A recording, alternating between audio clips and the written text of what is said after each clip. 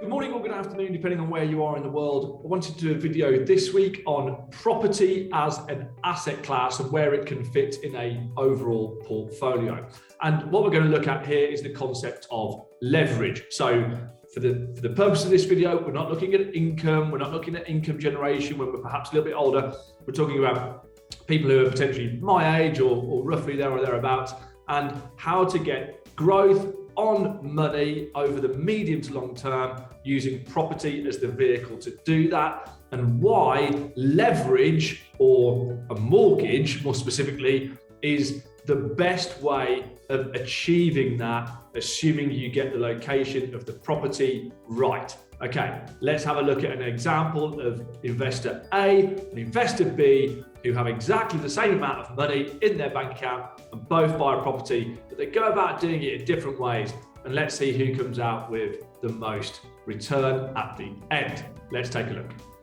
Okay, let's have a look at these two investors then, investor A and investor B. And let's imagine that both of them have £200,000 that's readily available in cash, ready to be invested right now. And they both want to use property as a way of making medium to long-term growth over a period of, let's say 10 years in this example. Okay, so investor A goes away and buys his home, and let's not use the word home. Actually, it's not a home, it's an investment property, quite the opposite. He buys his investment property and the price of the property is exactly £200,000.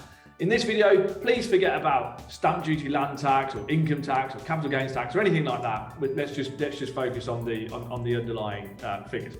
So he spends his £200,000, and that's not a very straight line, is it? Sorry.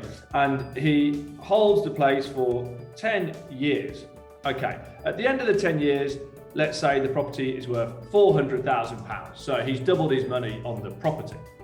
And during that period of time, let's say he has bought somewhere with a reasonable yield, such as Birmingham, Manchester, Liverpool, somewhere like that in the UK, and he's achieved 5%. 5% would be £10,000 per annum. Times that by 10 years, which means he's had £100,000 in yield over the period. So how much money has he made? Well, if we take the 400 of the capital value of the house plus the 100 of rent, he walks away with 500k. Okay, now let's take investor B. And she also has £200,000 in her bank account, but decides not to use all of it and instead use leverage or a mortgage. So she wants to put down 25% and borrow 75%. Okay, so exactly the same flat. Let's imagine they're next door to each other, same investment property, and investor B puts in £50,000. And forget about her 150k for now. Let's imagine she does something else with it. Okay, same place, so over the 10 years, at the end, it's still worth the 400k. But the yield is going to look different because she's going to have to pay interest on her debt, on her mortgage. And we all know that interest rates are super low at the moment, and it's a great time to borrow. Let's imagine she pays interest of 3% per annum. So she's getting a 5% per annum yield, she's paying 3% per annum in interest, and so she's walking away with 2%, which would equal 4k, which over the 10 years is going to give her £40,000. Again, let's forget about the cost of maintenance, let's forget about income taxation, let's forget about paying a letting agent and all the other fees that we all know are associated with owning a property. Okay. And at the end, she sells it for £400,000. Now, key point here. She borrowed the £150,000, and let's imagine she did that on an interest-only mortgage. The bank don't ask her for more money back than she borrowed just because the value of the house went up, right? She still only owes them that 150k that she borrowed, which means she walks away with 250k from the capital and 40k from the rent, or a grand total there of 290. So the question is, who has made more money? A or B? Okay, so A, well, he turned £200,000 into £500,000 over 10 years, which is a return of 150%, which is great in 10 years. That's an amazing return. However, investor B, it doesn't look like she's made as much money, does it? But she only injected 50,000, remember, and now she's walking away with not far off 300,000, which is almost 6 times what she put in.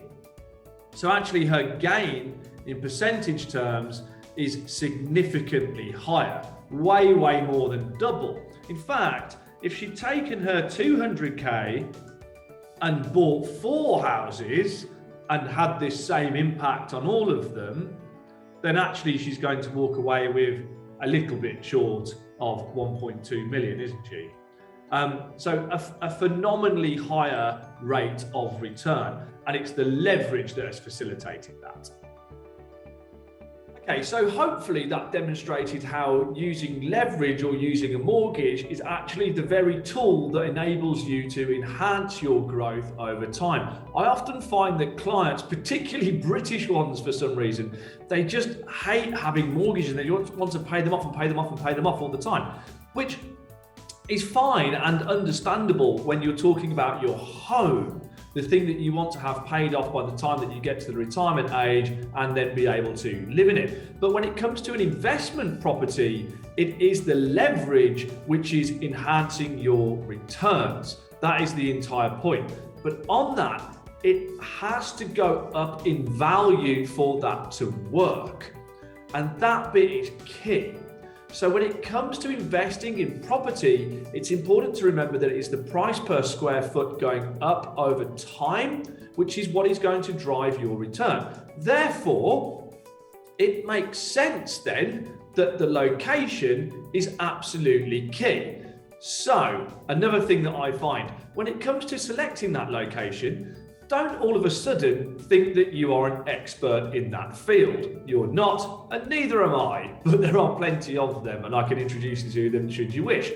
If you are buying any other form of investment, be it equities, be it bonds, be it commodities, then you would speak to somebody like me in order to get guidance on how to do it. Property is exactly the same, because the price per square foot going up over time is the whole point. So you need to understand things like the demographics of the population, infrastructure projects, regeneration projects, where people are moving to. It's not what is going to be worth some money now, but what is going to be worth money 10, 15 years into the future. You need to take advice on that in order to get the gains that you actually need for the whole thing to work well. So please do contact us, speak to us, and get our advice on how you best go about doing that. Once again, I make the point, you have to ignore all sort of taxes and everything else that that I left out of that presentation. It was just to highlight the value of the leverage. I hope that was useful. Please do like, subscribe rather, and share. And if you need help with it, then do let us know. Remember, the location is key. Buying down the road from your mom so that she can pop in every now and then to look after it for you is probably not what is going to drive your profits, your growth over the next decade or more. And please do remember that, because you have to strip out all of the emotion in just the same way as you would with any other investment into any other asset class. I hope that was useful. Have a great week.